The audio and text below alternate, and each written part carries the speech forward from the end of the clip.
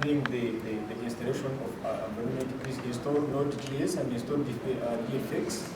Then try to see if you are environment, you can then create a simple project of maybe multiple other things. So, and in the meantime, we'll be finding out the way to start. Yeah. Password, simple character.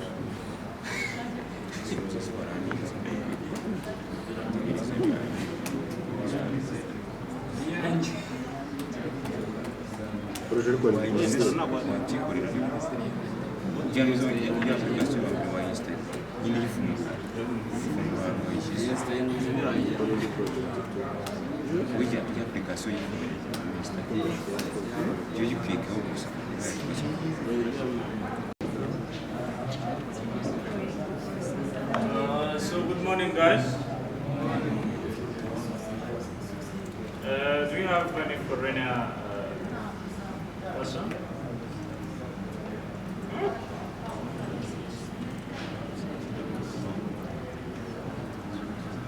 Okay. Yeah. So yeah. So we'll have to use English, but if you feel free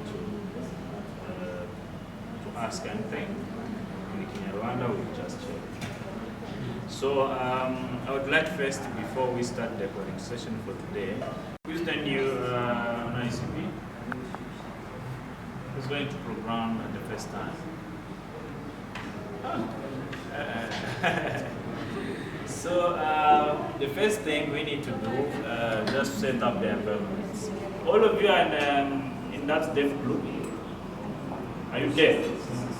All of you. So I'm going to share you the document that guides you on the installation process of the environment. Then I will keep facilitating you on how. Huh? Yeah, WhatsApp group. The dev. The ICP Rwanda devs. Huh? You can join there.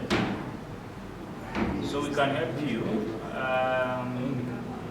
To give you a QR code, let me ask someone.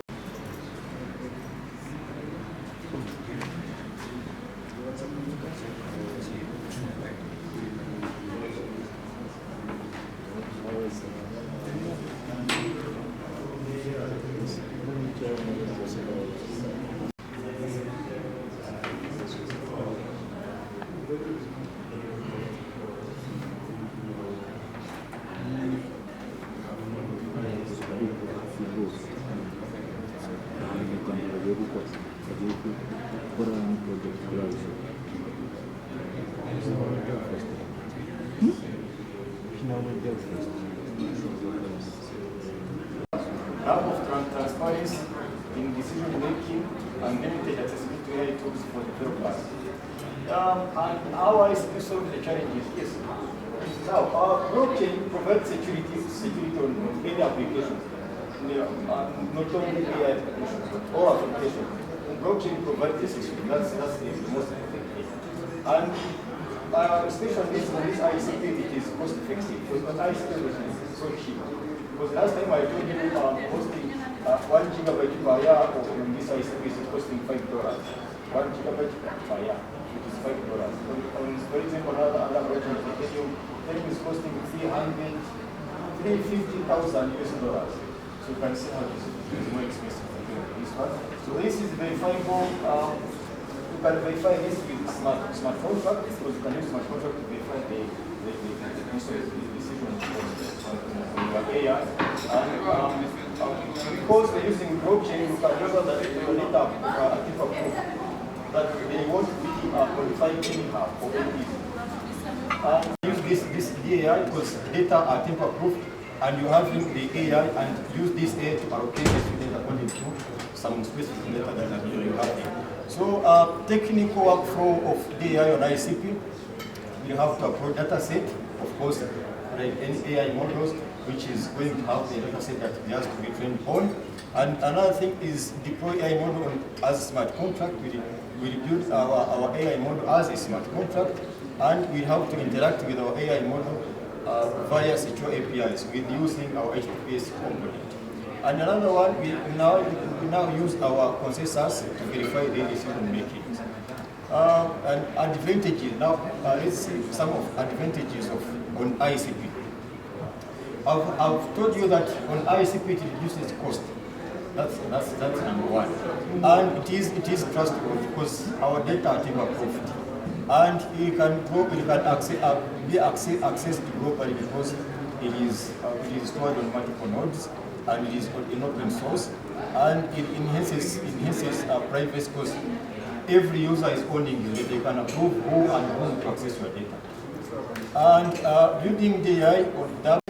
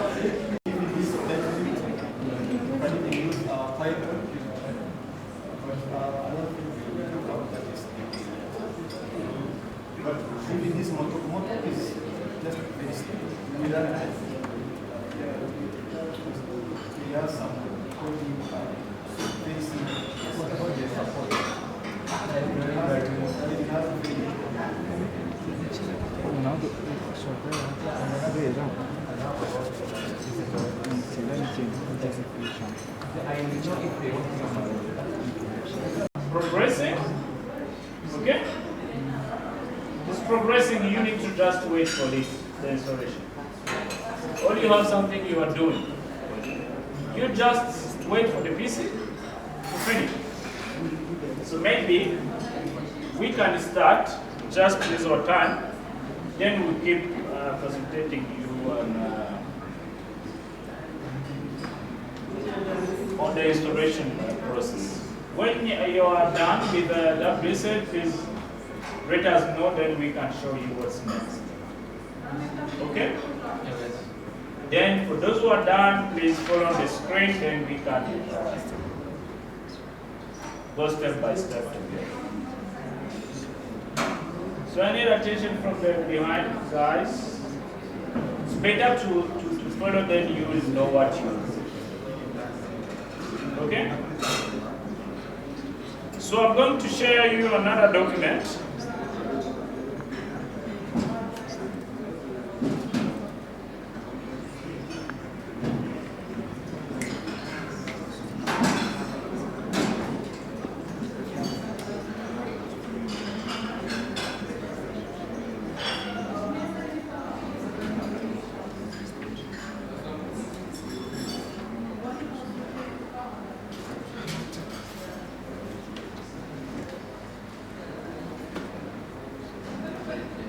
Okay, I have shared the documents. If you have some function at store, it's capturing the image, detect the first, then prompt out the user to input their name. Simple. The the project is simple. Yeah, face detection, face recognition, then log on do the other things. But I don't understand why you need Python, JavaScript, Rust. I agree with you. Yeah. And then, so backend is a building in Rust. That's why just okay. So those kind of I was just saying it is built for the front end just to the interaction. For the backend side, it's built in Rust for this example. So then in the backend we have this kind of library to Rust. We have this with these functions. This is the file. You see there's a backend. Then we have source. Then we have this kind of files, libraries. We include those kind of language that build from the .js file. Are we together from the behind, guys? Okay. So we have also this kind of some key functions in this file. You need to understand what is doing. And also we have another files here. So this file is responsible for integrating ONNS models, which is used for face recognition to include functions, load and run face recognition model performs. These things works with the Python. It's those kind of models in Python that we use. Starts a smart contract thing. You store those kind of images there. Then you retrieve. When you detect your face, it compiles. It compares the one detect and the one saved, then give the results. Okay? So these are another files. These are the files I'm talking about. These are for the NNS. Okay? Then there's a storage. So have some of these kind of the functions that are explained here. So it's a simple when you read the codes. You have time to read the code one by one. You understand the code. That's checked in that kind of index. The front end sent the captured image data to the backend via API call on this thing. Sibyo? Then the backend process the data, perform the face detection, recognition, send the results to the front end. Just to inform the user, this guy. Means it send the request to the backend compare everything, then send it back to the front end to inform the user what is going on. Are we together? With week 1, this chapter 1, the API is going to be this on the next model. But on the improved one, we'll have to have the external API from Python, then integrate it with this one. Because now we'll just need to shift from Rust to Motoko. You understand? So for now, forget about Python, just deal with the rest.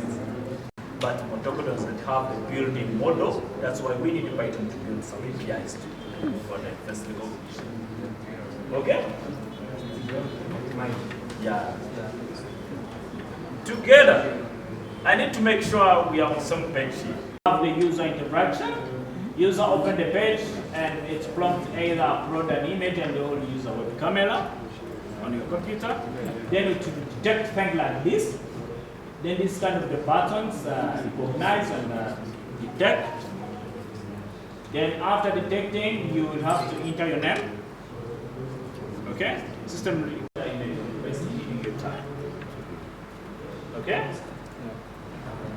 And then for the face recognition, if the face is detected, the backend perform recognition and return the identity of that face. So this is how things is just fetch identity. So this is yes, when it's compared. If it is not known, it gives you an error message. So this is what we are going to do there for the completion. So now what we are going to do for those who are done, so please check on the screen. I have explained you this kind of the code structure, the project structure, and I provide a GitHub. Then you clean the background if you have some background operations there. Then you do it just to have the So DFX starts, DFX starts in the background.